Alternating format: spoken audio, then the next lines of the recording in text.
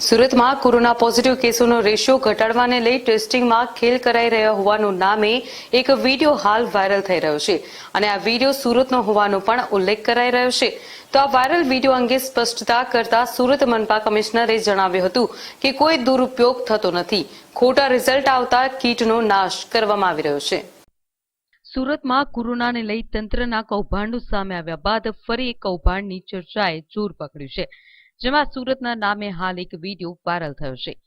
Viral વિડીયોમાં corona ટેસ્ટિંગને pole ખોલતી હોય તેવું લાગી રહ્યું છે। પોઝિટિવ રેશિયો ઘટાડવાના નામે કોરોનાના ખોટા ટેસ્ટિંગ કરાઈ રહ્યા છે। એન્ટીજન ટેસ્ટ કર્યા વિના જ કીટનો ઉપયોગ કરતો કર્મચારી વિડીયોમાં જોવા મળી રહ્યો છે।